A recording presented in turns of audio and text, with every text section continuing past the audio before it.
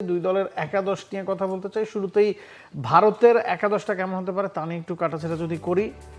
Will Abhishek Sharma open the innings, এটাই সবচেয়ে বড় প্রশ্ন, কারণ গেল ম্যাচটা তিনি ইনজুরির কারণে খেলেনি।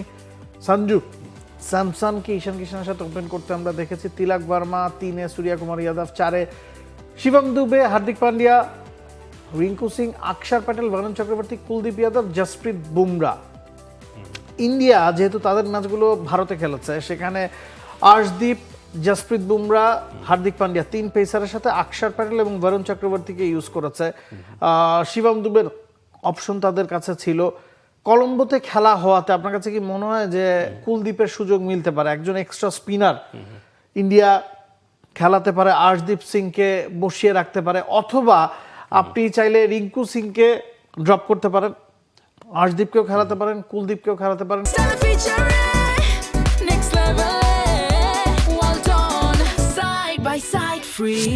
কোন পথে হাঁটবে আসলে?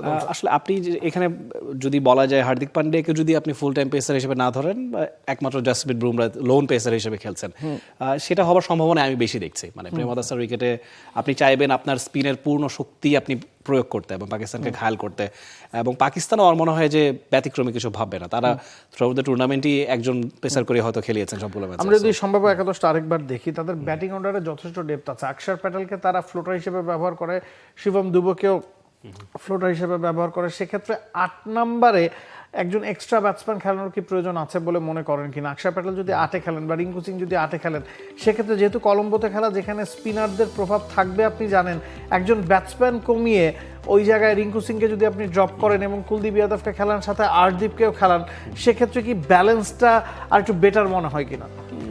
ইন্ডিয়ার ক্ষেত্রে আসলে ব্যালেন্স নিয়ে খুব একটা কনসার্ন হওয়ার প্রয়োজন নেই। মানে সবাই কম বেশি ব্যাটিং বোলিং পারেন, এবং যে কোনো দলই অ্যাট এনি ডে, মানে এই একাদশের বাইরে আপনি আরও একটা একাদশ ইজিলি সাজাতে পারবেন। সো আমার মনে হয় ভারসাম্য নিয়ে ভারতের চেয়ে হয়তো পাকিস্তানি বেশি কনসার্ন থাকবে। আমরা বরং এবং ইন্ডিয়ার ক্ষেত্রে যদি একটা জিনিস চিন্তা করা, যে ইন্ডিয়ার যেহেতু ব্যাটিং ডেপথটা বেশি, তার শুরু থেকেই অ্যাটাকিং ক্রিকেটটা খেলে, উইকেট চলে গেলেও তারা ওই মারমুখী ক্রিকেটটা খেলে, এবং 8 নম্বর ব্যাটসম্যানের হয়তো বেশিরভাগ দিন প্রয়োজন পড়ে না। কিন্তু যখন ওপেনাররা জানেন যে আপনার 8 নম্বরও একজন প্রপার ব্যাটসম্যান আছেন, তখন তাদের জন্য 2-এ থাকা, 3-এ থাকা, 4-এ থাকা প্লেয়ারদের জন্য সুবিধা হয় ওই আল্ট্রা অ্যাটাকিং ক্রিকেটটা খেলা। সে কারণেও তারা মাইন্ড সেট আপের কারণে আসলে একজন এক্সট্রা ব্যাটসম্যান খেলাচ্ছে। এখন কলম্বোতে যেহেতু খেলা, উইকেট নিয়ে যদি একটু কথা বলি, ইন্ডিয়া ছড়ি ঘোরাবে কিনা? কারণ দিন শেষে কলটা আইসিসির।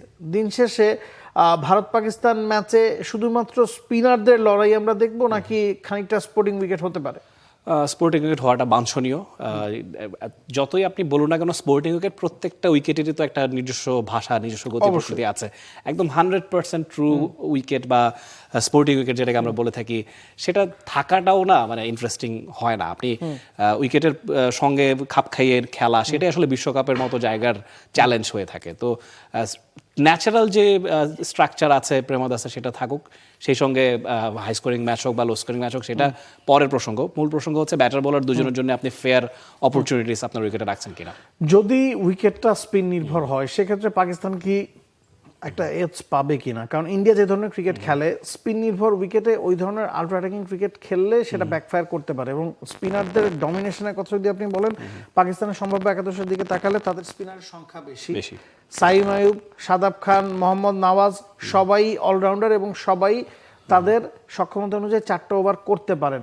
আমরা যদি দেখি, সাইম আয়ুব, শাহজাদা ফারহান, সালমান আলী, বাবর আজম, উসমান খান, শাদাব খান, মোহাম্মদ নওয়াজ, ফাহিম আশরাফ, শাহিন আফ্রিদি, উসমান তারিক, আবরার আহমেদ, মানে একমাত্র শাহিন আফ্রিদি ছাড়া তাদের কিন্তু স্পিনিং অপশন যথেষ্ট আছে, রসদ আছে। ফাহিম আশরাফ প্রয়োজন পড়লে ওভার করে দিতে পারবেন, এবং আবরারের লেগ স্পিন, উসমান তারিকের মিস্ট্রি, শাদাবের লেগ স্পিন, নওয়াজের অফ ব্রেক, সাইম আয়ুবের leg spin, they have variation in their ranks.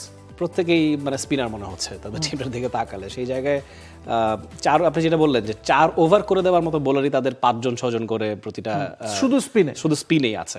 তো শাহিন শাহ আফ্রিদি তার পেসটা ইফেক্টিভ হচ্ছে, একেবারে যে স্পিনাররাই সবকিছু করছেন তা নয়। এবং পাকিস্তানের এই জায়গায় আমি আপনার সঙ্গে স্লাইটলি অ্যাগ্রি করবো যে পাকিস্তানের স্পিন ইফেক্টিভ বেশি হচ্ছে। হ্যাঁ, ইন্ডিয়ার স্পিনের হয়তো But বা নামে ভারে পৃথিবীর অনেক যে বেশি কোনো দেশের শক্তিশালী। তুলনায় স্পিনটা আবার ইন্ডিয়া ভালো খেলে, ইন্ডিয়া যে কোনো সেক্ষেত্রে ভালো এটা তো খেলে, ব্যাকফায়ারও করতে পারে। আপনি যদি শুধুমাত্র স্পিন নির্ভর একাদশ সাজান এবং ইন্ডিয়ানরা স্পিন ভালো খেলে, উইকেটটা যদি স্পোর্টিং হয়, সেক্ষেত্রে শুধুমাত্র শাহিন আফ্রিদি, ফাহিম আশরাফ, ওখান থেকে আপনি ম্যাক্সিমাম 8টা ওভার বের করতে পারেন।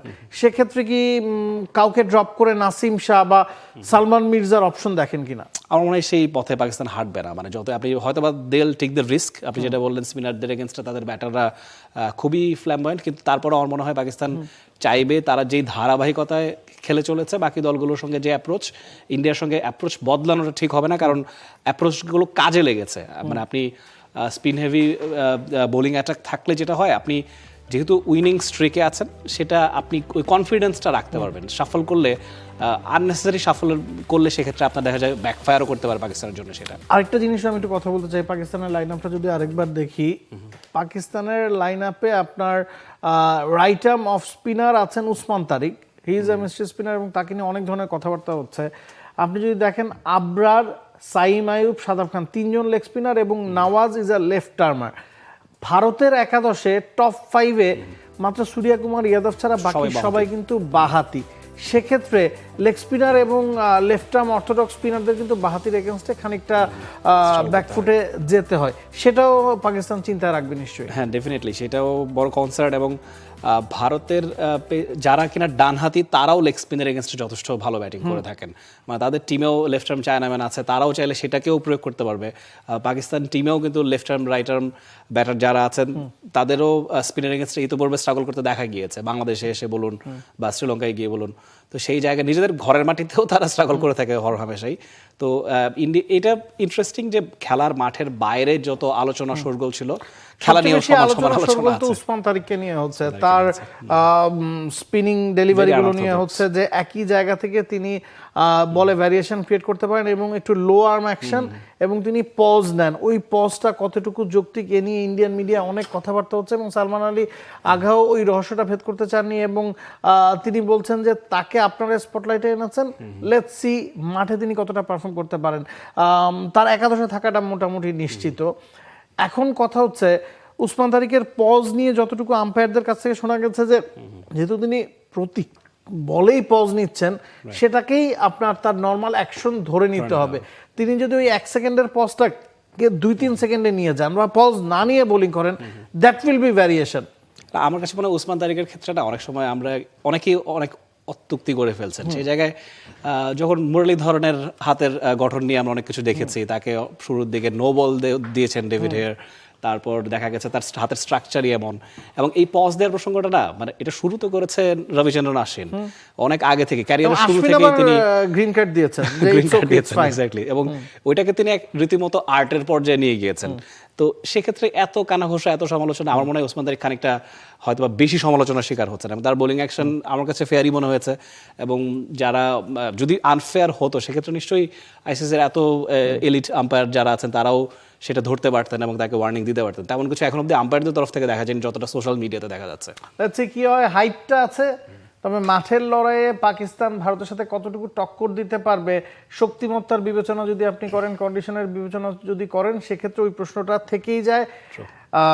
হেড টু হেড ইতিহাস বলছে যে ভারত 7বার T20 ওয়ার্ল্ড কাপে পাকিস্তানকে হারিয়েছে, আর পাকিস্তান হারিয়েছে মোটে 1বার। তো উত্তেজনা, হাইপ সবকিছুই টিভি পর্দায় বা সংবাদপত্রে বা ব্রডকাস্টারদের মধ্যে যতটুকু দেখা যায়, মাঠের লড়াইয়ে গিয়ে ওই জায়গাটায় কিছুটা কমতি থেকে যায়। এবার কি হয় সেটাই আসলে দেখার পালা। For more updates, subscribe to our YouTube channel and click on the bell icon. Follow us on Facebook and Instagram. Download T-Sports app to enjoy exciting games and highlights. Visit tsports.com.